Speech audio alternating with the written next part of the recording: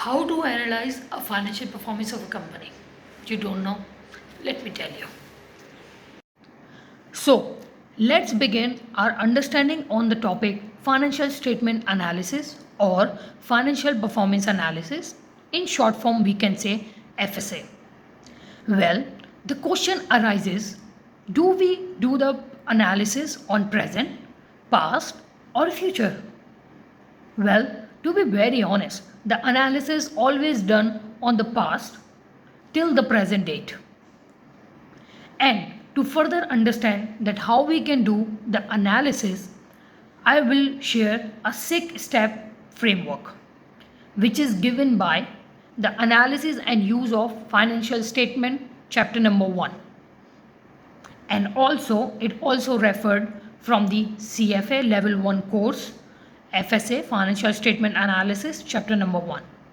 So what is this framework?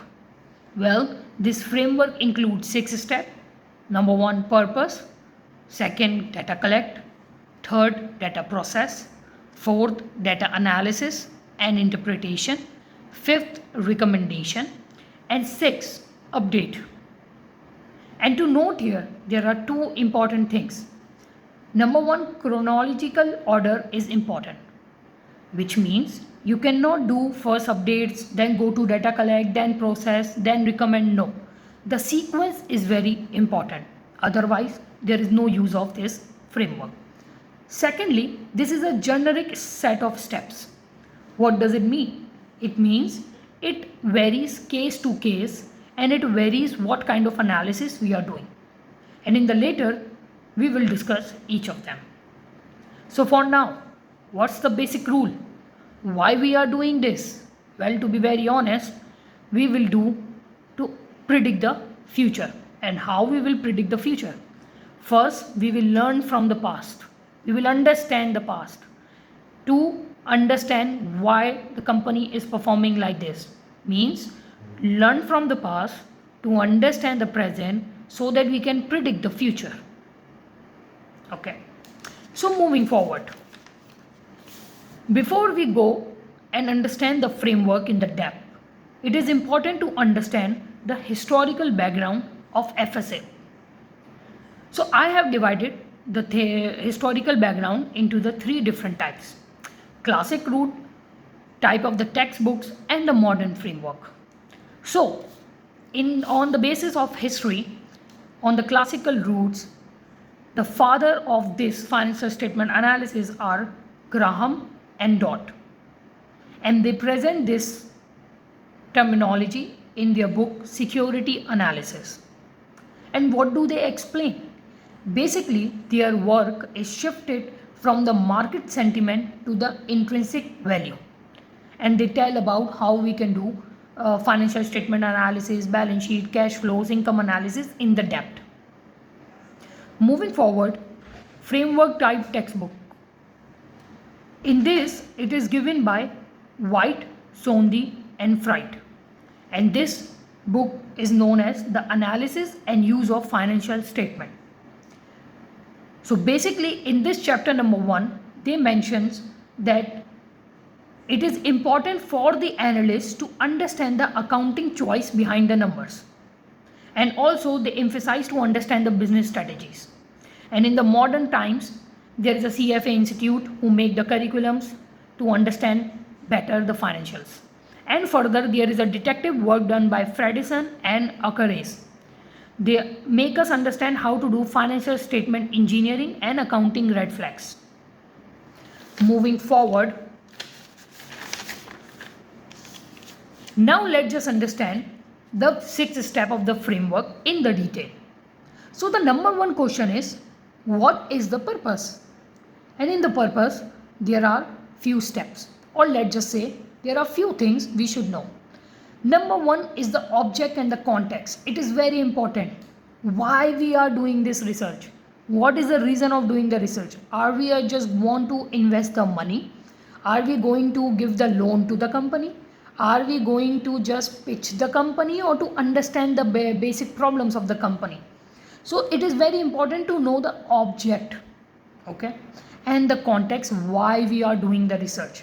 If you don't know the why, then you cannot conclude how to do it. Moving further, time availability and the resources are very important. Let's just say you have a 1 week, 3 months, or a 1 year to do the analysis of the company. So your depth of the research will based on the timeline that you have been allocated to do the research.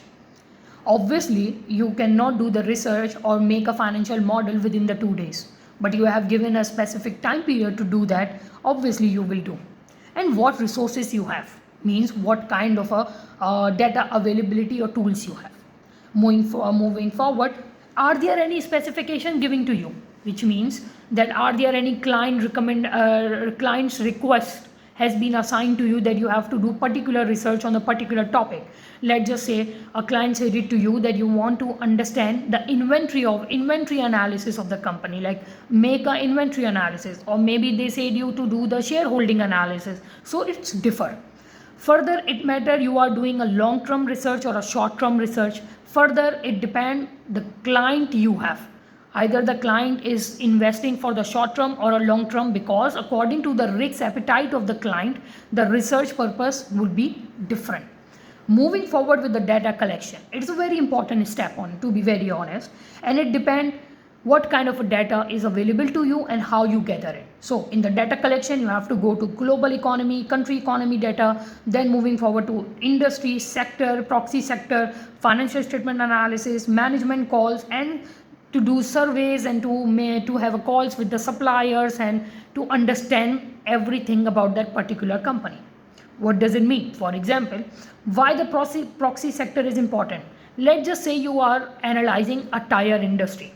So it's very important to understand how the car industry is performing so that you can interlink the performance of the tire industry as well. Moving forward with the process of the data, it's very important, and in this step you will do calculation of the ratios, do some statistical analysis, draw some graphs, and make a common size balance sheet for all of them and make an appropriate adjustment to it.